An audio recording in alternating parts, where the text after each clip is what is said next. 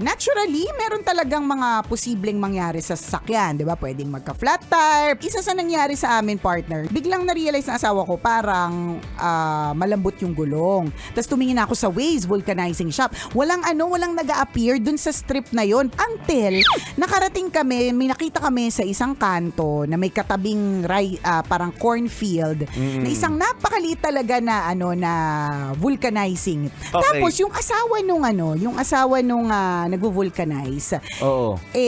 Merong 3 anak. So in-entertain nila kami. Alam mo yung parang pinapunta nila kami dun sa maliit na parang papag nila. Paano pa? Wala pala talaga sila doon. Ala, nakakatakot. Paano kaya kung bumalik kami talaga dun, Tas wala naman pala talaga sila. Sabihin ng anak mo, Mami, let's go back there. Oo. Pagbalik nyo doon. As in cornfield lahat. Cornfield talaga. At syempre, di ba, magpapakita ako ng picture bilang patunay na hindi mga multo yung mga...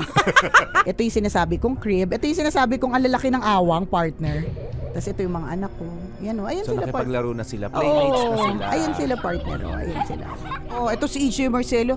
Nakita ko lang po si Princess and Prince. Ang dami kaya hindi maipaliwanag na bagay sa mundo. Kinikwento ni Robin Shena. Kaya nakabahan ako sa titignan. Wala naman na wala. Masyado ka sa akin. Na yun nga, yung coin dito sa booth. Oo. Bigla na lang daw tumalbog, di ba? So, sa madaling salita, ang dami din mga bagay sa mundo na hindi talaga maipaliwanag. So, kung talaga na...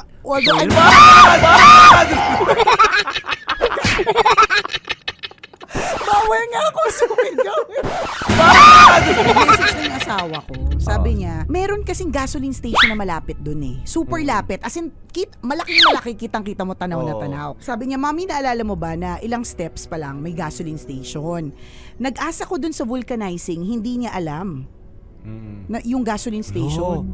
Pero dungaw, partner. Alam mo naman. Kasi dumaan kami, diba, gasoline station.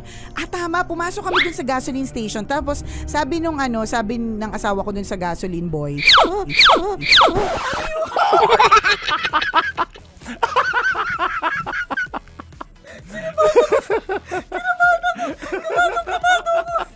Yung kumamot lang ako sa pako.